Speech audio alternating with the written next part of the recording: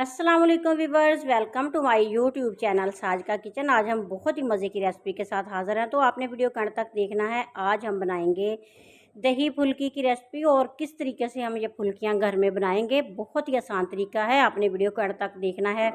एक भर के कप लेंगे बेसन का और इसको छान लेंगे। इसको बॉल में डालेंगे, इसमें ज़ीरा डालेंगे, पिसी हुई लाल मिर्च और हल्दी।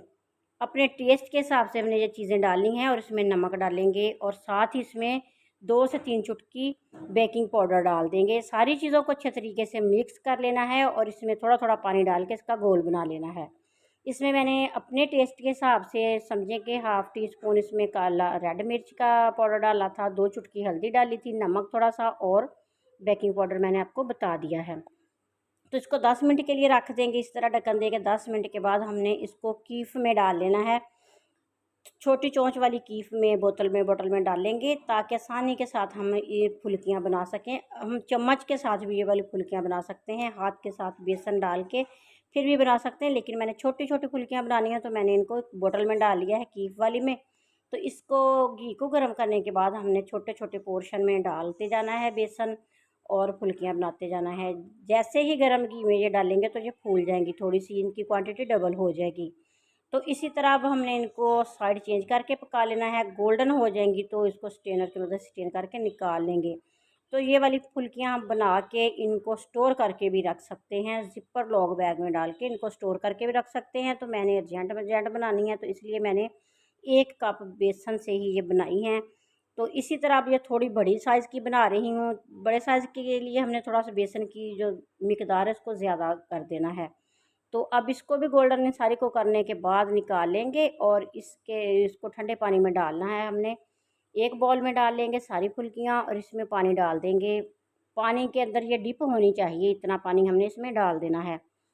10 मिनट के लिए डिप करेंगे। धनिया लेंगे थोड़ा सा, 2 कलियाँ लहसुन की, 2 सब्ज़ मिर्चें और A इनको हमने few पीस लेना moments है। later.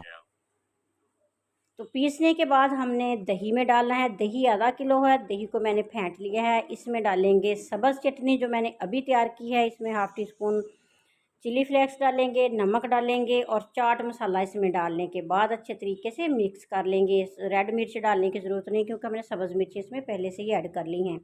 तो अब फुल्कियाँ जो हमने भिगो के रखी थी इनको हल्के हाथों से दबाना है।